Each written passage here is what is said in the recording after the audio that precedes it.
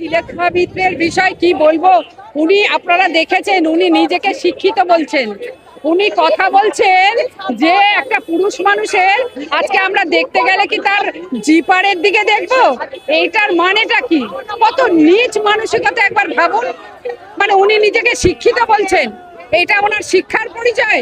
আজকে শ্রীলেখা মিত্র মানে উনি ভুলে গেছেন যে আজকে যশস্বী প্রধানমন্ত্রী নরেন্দ্র মোদীজি ভারতবর্ষের প্রধানমন্ত্রী, আজকে ওনারও প্রধানমন্ত্রী।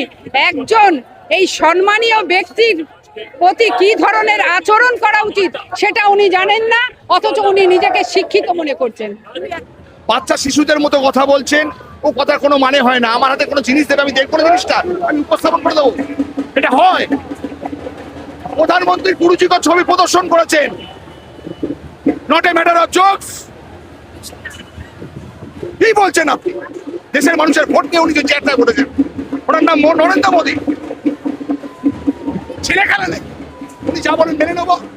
আইনের পথে চলবে, গুন্ডা দমন আইন বেরিয়ে গেছে। শুভেন্দু সবাইকে ভরসা দিয়েছে, আমার সময় দিক, দেখতে পাবেন। এবং আপনাদের সঙ্গে যে দুর্ব্যবহার করেছে মিছিলের মধ্যে, সাংবাদিক ভাই বোনদের মধ্যে, 365 দিন আমি রাস্তায় থাকি, কাউকে ছাড় দেওয়া হবে না। দেশদ্রোহী এরা দেশ বিরোধী, এরা চায় বিশৃঙ্খলা সৃষ্টি করতে। জামাত, মৌলবাদ, মাকুচেকু, এরা সাংবাদিকদের মেরেছে, বিচারটাই ছাড়বো। ওসব ফালতু কথা বলে লাভ নেই। ওরকম সাংবাদিক করেছেন কেন? দেখতে পান না? ন্যাকামো করছেন, এটা ন্যাকামো করছেন। উনি চশমা পরেছিলেন, সানগ্লাস পরেছিলেন। কি জন্য পরেছিলেন? চশমা সানগ্লাসটা এই ধরনের নোংরামো জিনিস করবার জন্য। উনি দেখতে পান না, উনি দেখতে পান না। অবশ্যই সেই জন্য আমরা চাই আমাদের সরকারের কাছে আমাদেরও অনুরোধ যেন ইমিডিয়েটলি ওনাকে অ্যারেস্ট করা হয়।